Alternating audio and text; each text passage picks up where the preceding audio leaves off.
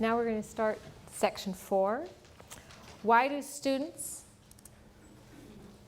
with ASD complete a career portfolio? Like Catherine said earlier, when this question was asked of myself, my first response was, well, why not? Why wouldn't they? And it is something that they are going to need to do for numerous reasons. They need to be aware of their strengths. In fact, when I ask any student, what are your strengths? It's quite difficult actually to pull the words out, except the language that's used to describe what your strengths are. This is even more difficult. Sometimes we call them challenges, sometimes we call them weaknesses. I try to encourage young people to say, these are the areas I'm working on. That's what you want to tell an employer. These are the areas I'm working on improving. But they need to know what their challenges are. In fact, most young people know what their challenges are. But their strengths are a tough one. Setting goals. Again, coming up with those dreams. Make decisions. Some decisions are more simple to make. Solve problems. This is an area that needs to be worked on with all students. One of our young ladies had asked to do a work experience with special needs kids in the middle school. So we set up an interview time to go to the middle school, interview the teacher of the class that was working with the special needs students. We set up that she was going to go on Tuesday and Thursday afternoons. Pretty exciting. Kid was pumped. In my view, she was pretty excited. Got back to my office after I dropped her off at school. The teacher phoned me up and said, Vicki, we have a problem. Tuesday and Thursday afternoon is the swim program. I said, yeah. Martina does not go near the water. We had a problem. So I said, okay, I'm on my way down. So I went down, and instead of it being a panic situation, I just said, okay, Martina, what do we need to do? She said, I can't go at that time. So what is an option?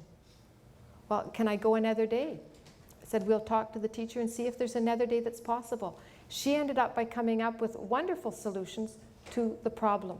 So there are going to be problems, but the young people have to know that, you know, for every problem, there's going to be a solution. We can work it through.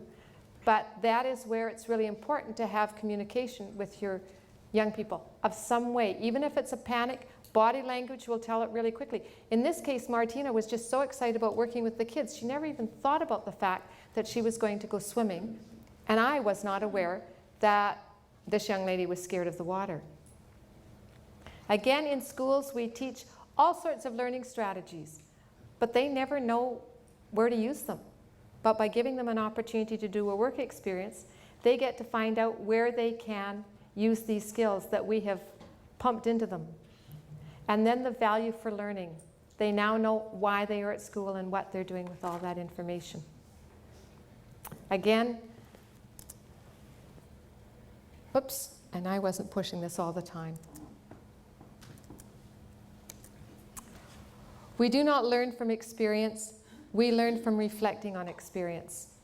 Another John Dewey quote, and that is one that is really key. It's very, very important to remember, like we talked about earlier, is that if you want to really, really find out what your child has learned from an experience, talk about it.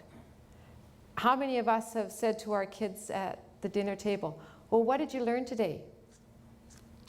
Nothing. What did you do today? Nothing. They learned a lot. They did a lot. We have to teach them how to reflect on what they have done during the day. In the portfolio that we've been working on with our students, and that some districts are still doing the portfolio, graduation portfolio, that the government had requested a number of years ago, or required a number of years ago. Some districts have chosen to drop it. We've chosen to keep it for some of our students, the students that Catherine and I work with on a regular basis, because it is a valuable tool for them to be able to take out and show employers. Because when a young person goes out to the job site, an employer can see what they can't do. But by taking a portfolio that shows the jobs that the student has been able to do in picture form, or maybe an evaluation form from an employer, maybe a written description that they've written about. It could be just the application to do the work experience. An employer is going to find out what this young person can do, and that's what we're looking for. So with the portfolio, we're not only looking at the action that they've done on the job site, we're also looking at the reflection. And again, with all of our work experiences, this is why we talk to them. And in the previous sessions, we've talked a lot about spending a lot of time with our students before, during, and after, so that they understand the whole process. And they can also realize, you know what, I didn't like that work experience. Hey, that's great. You don't have to go back to that place. Mrs. Lundeen, I don't want to do that one again, or I want to try this one. So-and-so did this. I want to try what they did. Can I try that? You can. And I always tell the employers as well, when we write up a contract for a student, it's not written in stone. That if you've given it an honest try, and you know what, it's really not what you want to do, that's okay. We've said several times today, it's as important to find out what you don't like as what you do like. I tell young and old, challenged and not challenged, if you can find something you are passionate about, something that you love to do, and then you find somebody to pay you to do it, you will never work a day in your life. And I would like to think that that's our dream for most people, is that find something you love to do. Catherine and I often say, I can't believe somebody actually pays us to do some of the things that we do with our students, because we love what we're doing. How do we start? A portfolio enhances programs for students with special needs because it begins with the end in mind.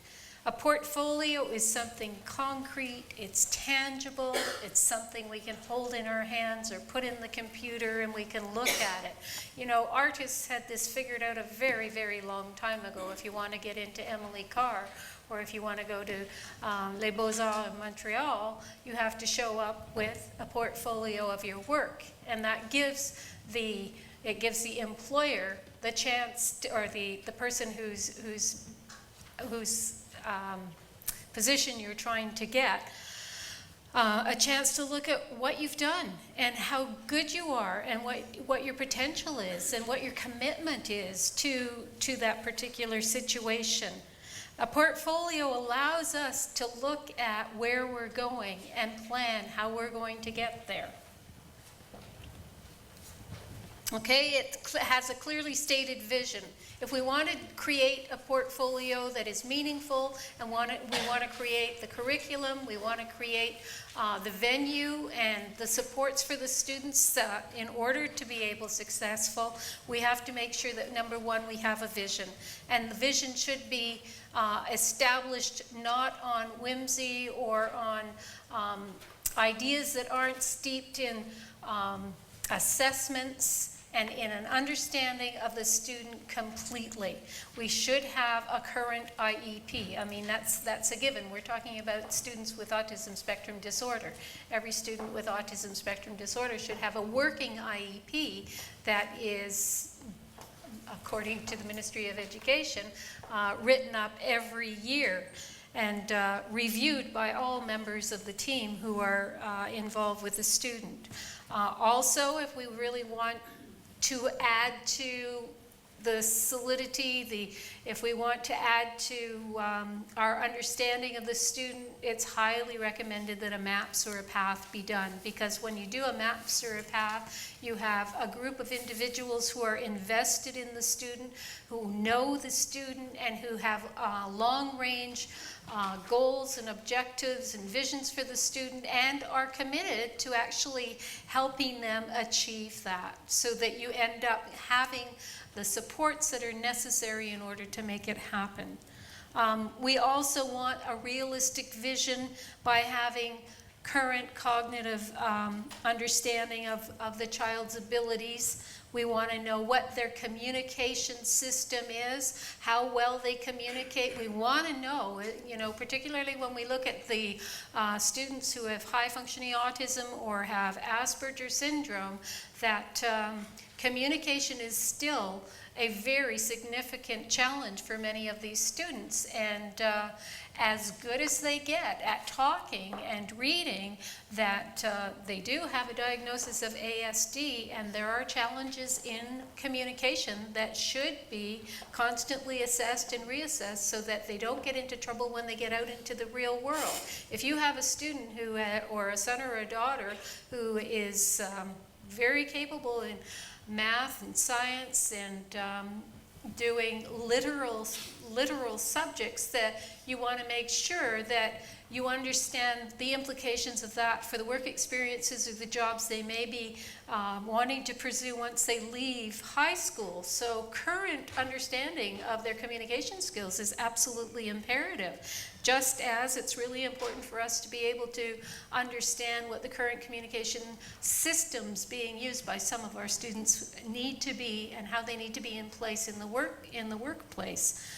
We need to understand sensory processing. If some of these students have sensory processing challenges, it's really important to know what they are and to know how they're going to implicate the student as they go out into the world of work. If you've got a student who is highly sensitive to noise, you're certainly not going to want to put them in a busy McDonald's at 5 o'clock on a Friday afternoon.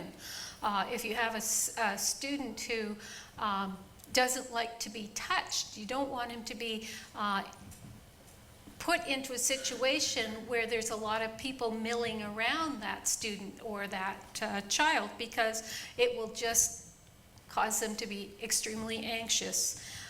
We also need to know what their motor skills are. We have some students who are motorically have absolutely no problems. They can do just about anything you want them to do.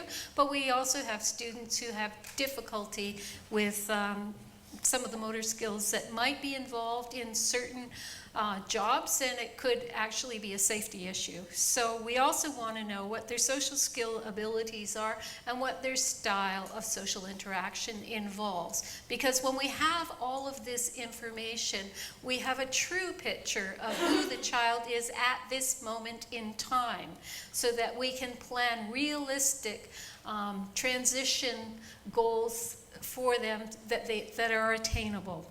It also gives us this probably should be done in grade 10, because we jumping into it in grade 12 is almost a little bit too late, because you don't have the time to set up the transition effectively unless they're coming back for another year, in which case, and again, every child is different, so it will depend on what the challenges are.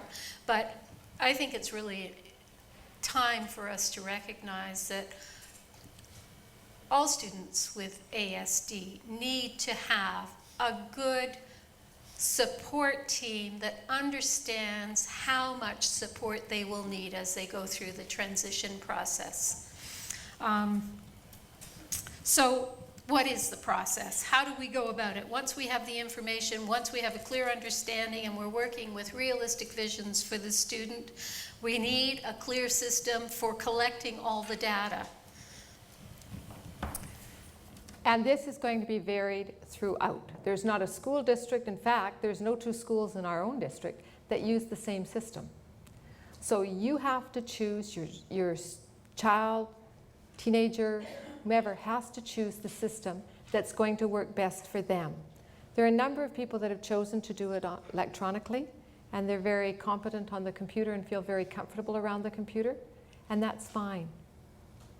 Evidence that can be used, well, another example up there is the binder, that if they collect a lot of photos, they can do that. We've had one student we're going to show you in a moment, and she actually did it in a video.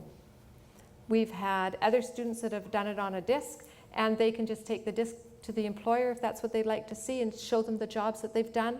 There's several ways of doing this. Some of the things that they can put in their portfolio are samples of work, and again, Catherine mentioned paid or volunteer. Again, pictures work miracles here. Letters of reference, whenever our students go out, whether it be for volunteer or for work experience, that is the goal. Some of our students will say, well, I'm working, especially with the co-op program, 250 hours, and I'm not getting paid. I'm having a problem with this. And I'll say, yes, but you are getting paid. When you're getting credits, and for co-op you get 8 credits, that's quite a large amount of credits. But I said, number 2, you do a really good job, and I said, you'll get a letter of reference. You can't buy a good letter of reference, and I don't think anybody here would argue with that. A letter of reference will get you further than the paycheck. So that's a really important thing, and our kids work towards getting that letter of reference. Evaluation forms. All of our students are evaluated, not only by themselves, they have self-evaluation that they have to do, and they get an evaluation by their employer. And I've asked our employers, not that I don't want you to be nice employers, please be honest employers, because this is a learning experience for our student. If you really like them and they're just really sweet and this is just wonderful and it's been a wonderful situation, that's fine. You can make a note at the back. But if they were late on a regular basis, I want to see that in the evaluation so that the student has to know that that's not something that you do. On a scale of 1 to 5, that doesn't rate very high. Certificates. Most of our students are able to take Food Safe, Superhost, first aid certificates. Any of these can go in their portfolio. Nowadays, if you want a job in the food industry, you better have Food Safe. And if an employer sees that you've got Food Safe, and actually there's a shot you can get when working around food, and I've forgotten what the shot is right now, but if an employer sees on your resume that you have Food Safe and that shot, that's a real bonus, because if you don't, they're going to have to pay you, they're going to have to pay for you to get Food Safe and that shot. So when they see that they're saving money right off the bat, they're even happier. Photos, whether they be video or digital, all of it's huge. The more photos you can have of yourself doing different jobs, the better for the employer. They see what you are able to do. Again, that's what it's all about. Okay, who participates? Yes, mom and dads, you're at the top of the list again. Family. That is number 1, because you're going to offer them opportunities, you're going to have them out in places where they're doing different things, and hopefully you'll have the camera ready far more than we are going to have them at school. So if you're out at a special O event, if you're out camping and you see them bringing in the wood or helping somebody or organizing an event for the kids, if you can take pictures of these different things, put them in their portfolio, fabulous. We as teachers, I know Catherine and myself always have cameras on us, so we're taking pictures of kids on a regular basis. Educational assistants are great. At school, maybe even out, I know that Miles has gone camping with his brother and his friends, and they've taken pictures. Again, those help in his portfolio. The employers, I actually ever so often get emails from employers saying, you've got to see what your kid did today, Vicki. It was just awesome. And in come the photos. Wonderful. Support workers, people in the community, anybody that can supply you with photos or support you in giving the students the opportunities to get material for their portfolio, thank them, because they're all going to help your student in the long run. And where do they get the experience? Well, number 1 is home. We've talked about school and the community. It could be their church, clubs, sports. Again, we've talked about special O, cultural events. We've had a number of our kids that have been dancers with a First Nations group, therapeutic riding, any of the sports clubs, hockey. One of our students is more of a fan than an athlete. That's all right. He's out there cheering and encouraging the team. We've had a number of students that have maybe not made it on the team as a player, but they might end up by being on the team as the water boy or the water girl, or they might be somebody on the on the bench that's just keeping track of the uniforms. All of these are important opportunities for our students. Now we're going to talk about a young lady we're going to give you a little rundown on this young lady. When Tristan went into grade 9, she was very tentative. She was very quiet, hesitant. She lacked a lot of confidence. She walked in. Somebody in the audience today was talking about their child looking at their feet. This is a young lady that was rather mesmerized by her feet and wouldn't look up very often. In fact, she was so overwhelmed by the transition just from one environment to the other that the year before she pulled most of her hair out. She was stressed to the max. And I think it's really important to know where this young lady comes from because of how far she went. We had to do a lot of transition strategies for her to become acclimatized to the next environment in which she was going. We even had to ask her parents to go and to meet with the principal and with the counselors and the teachers so that they themselves felt comfortable and could answer her questions, because part of the problem was that the parents didn't know what she was in for, and they couldn't reassure her to the degree that they could once they had gone into the school and met with the principals and the counselors and the teachers who would be supporting their daughter in her program. That was just pivotal in her at least beginning to go into the school with some sense of self-confidence. And when she was in grade 12, she became very friendly, confident, talkative. The team had a lot of high expectations. She was ready to go out and take some risks. Again, we began with the end in mind, and we asked her what the end in mind was for her. What was her dream? It was a job in the real world. Okay, we will go through it, the whole plan that she had, but I'll begin with the end in mind a little bit here. She's our young lady that's now working at London Drugs. So the criteria for all portfolios was, have I chosen evidence that I'm comfortable sharing? So she had to talk about this. How do I choose evidence? How do I go about doing this? How do I feel about my presentation format? These were all discussions we had to sit down and have with her. What do I want to communicate in my presentation? What's it going to look like to me?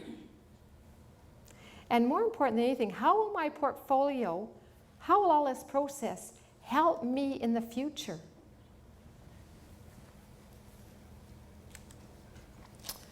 Okay, the keys to Tristan's portfolio. First of all, she had to work on her prior knowledge. What did she know? What was she good at? What did she have experience in? What were her strengths? Then talked about the promise. Where is this all going to take me? What's going to happen?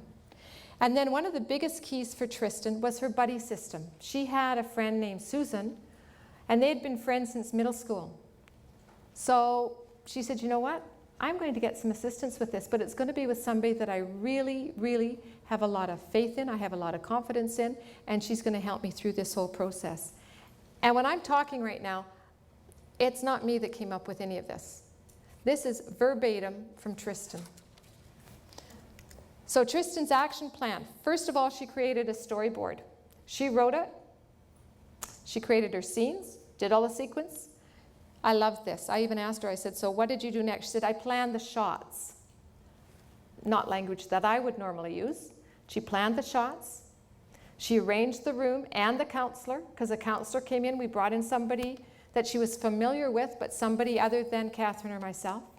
She actually wrote the script, and then she practiced a whole bunch.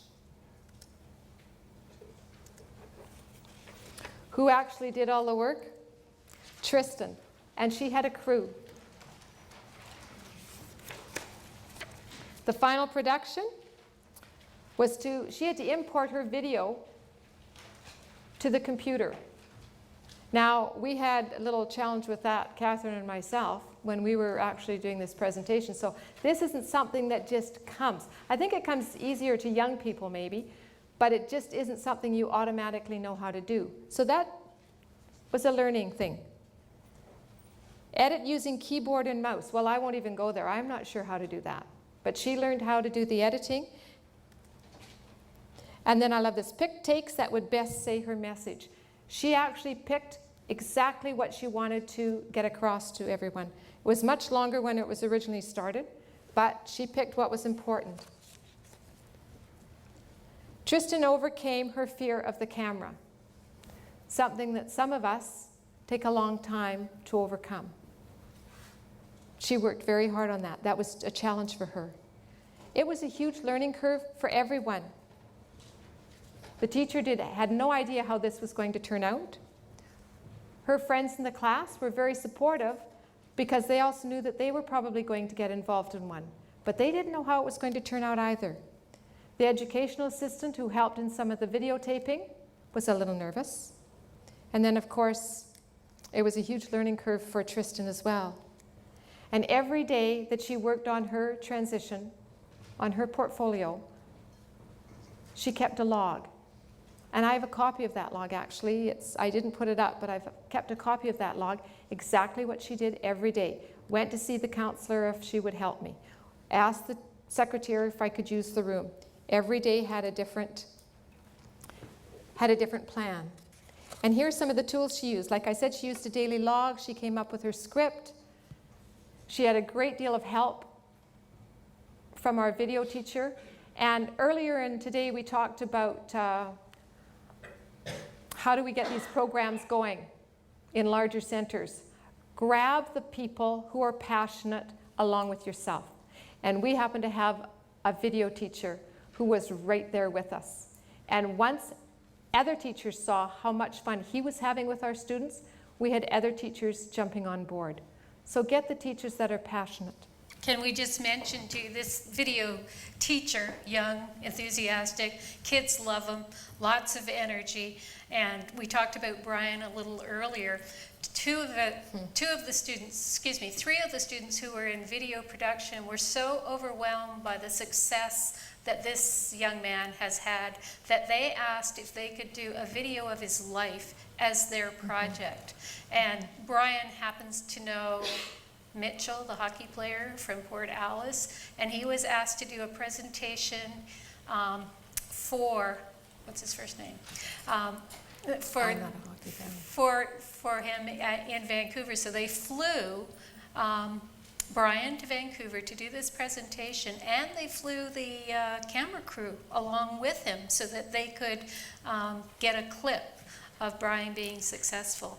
So when they approached the video teacher to say, we want to do a video of this young man, they got full support. And that's the type of support that we're looking for.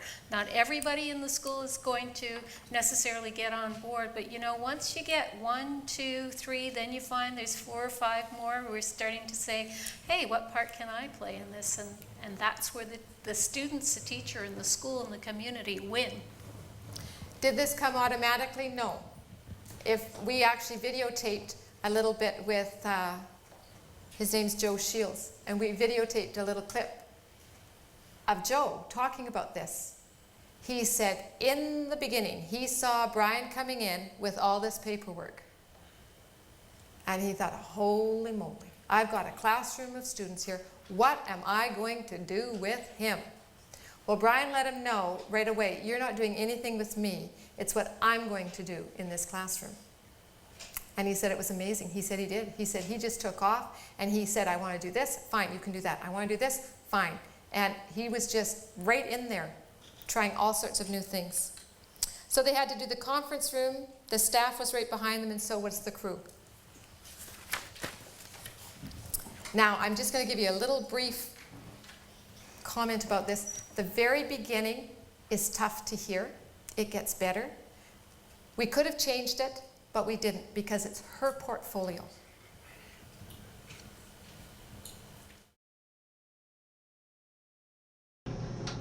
Hello. My name is Tristan. Hi, Tristan. I'm here to protect portfolio or something. To get some help with your portfolio? Yeah. Okay, well, come sit down. Okay. I have a short clip of textiles I'd like you to see. Okay.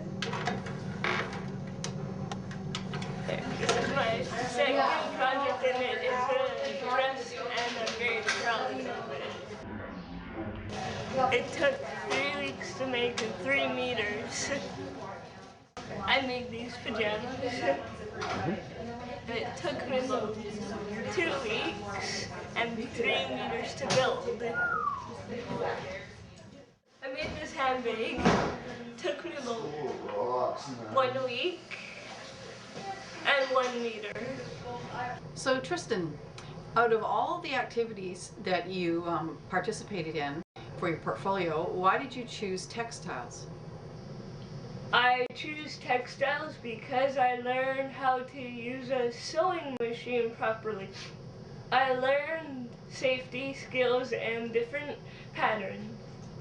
I also learned cutting, measuring, and reading patterns.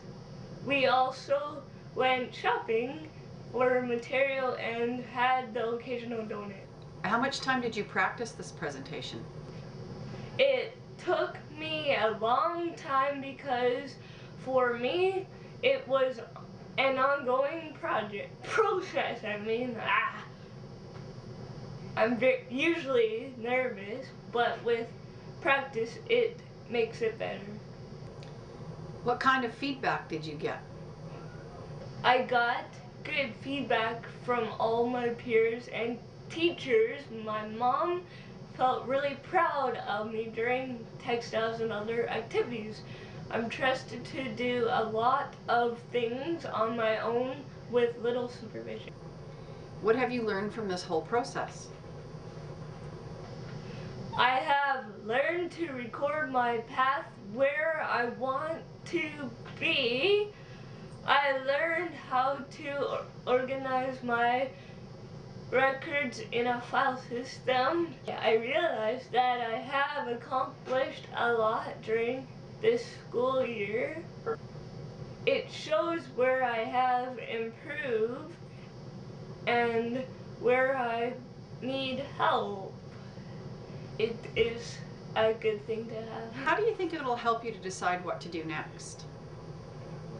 It will help me with job searches, resume building, and future activities.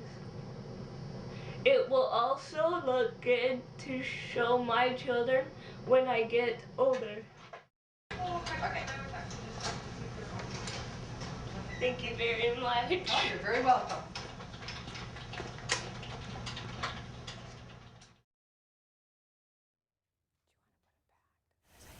So you can imagine how proud we are, because this is a young lady who then went out and got a job at London Drugs. And as much self-confidence as she displayed in this film, when she came in, I happened to be in the class that day, when she came in to tell the students that she had got a job with London Drugs, I saw her having matured even more significantly. She came in with an air of self-confidence and knowledge, and it was, she stood up and she says, "I have an announcement to make." And I thought, who is this young lady? She has become so self-possessed that she was looking around and she says, "I have something to say. I would like your attention." You could have been in a board meeting, the way that she presented herself. And then she was able to tell the story of how not only had she gone down and applied for the job, but that she had also signed up of her own volition to go for the training on the Saturday that they were offering, and it wasn't mandatory, but she felt that she should be in on it because it was all about safety procedures in case there was going to be a robbery. That was one of the aspects that she talked about. She also said, "I recognize that because I do have some learning challenges, that if there was a real robbery, I wouldn't really know what to do and be able to think on my feet fast enough, but I know who I could go to if I needed the help." And what more do we want for someone who is 18 or 19 years old to be able to do than to be that self-confident when they're going out into the world after high school? She didn't even tell us that she was going out to apply for this job. So it was pretty exciting. This was right after spring break, and London Drugs had just moved into town, and she was their first employee. So it is pretty exciting. Portfolio and graduation transition, the exit interview. I did these all year all spring with the students, and they are very, very powerful. It's an opportunity for young people to talk about where they have been, and we're talking about, can be right from elementary, how difficult it might have been going from elementary to middle school, again, the challenges of going to high school. Where are you now? Like, what's up with you right now? And then where are you going? Those are questions that are very important for young people to talk about as they transition onto the new path.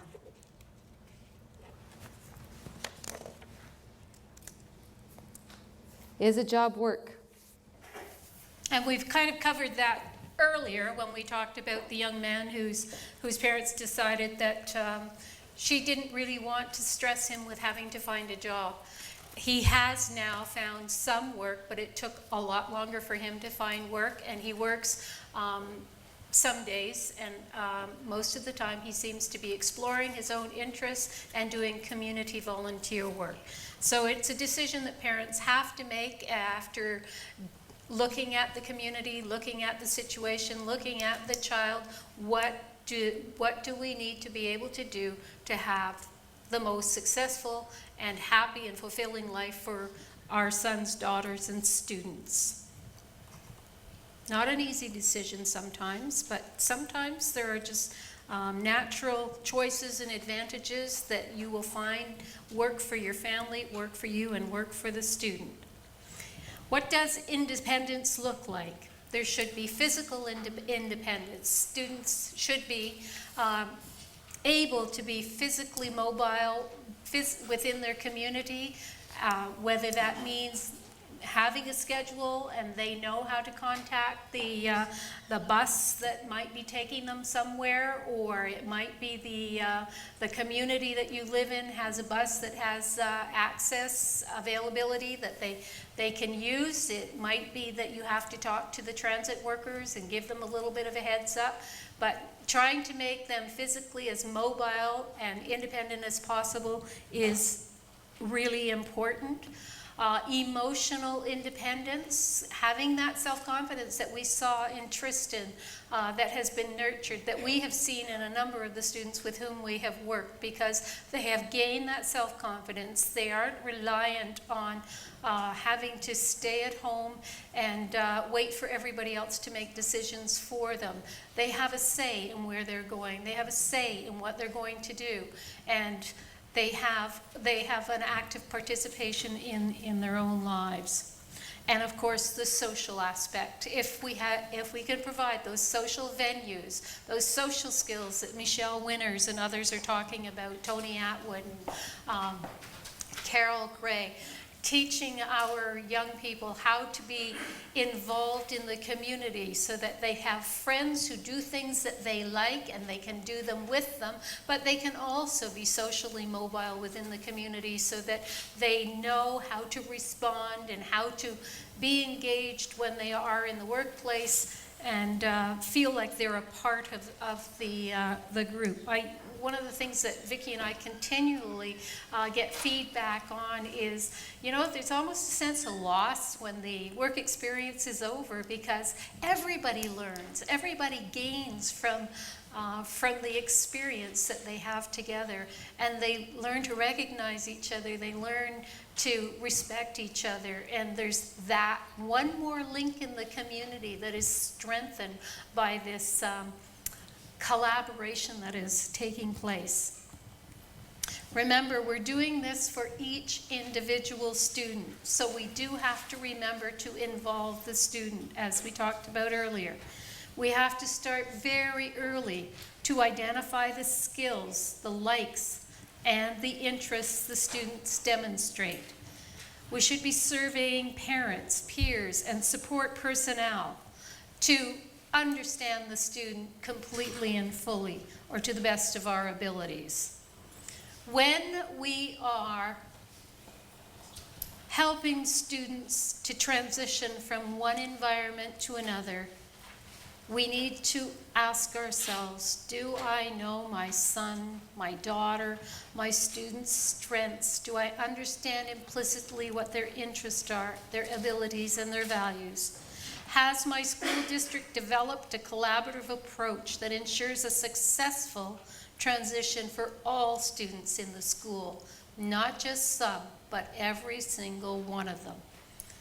What role do I need to play as a parent or a professional to ensure that there is a successful transition for each individual student? Does my community provide opportunities for work experience? And if they don't, what do we need to do? What do we need to start to do? Who would be our allies? Who would support us so that this little germ can grow into making the community respect everybody and provide opportunities for everybody? So follow your heart, focus on the journey, access your allies, recognize change as constant, and understand that learning is lifelong.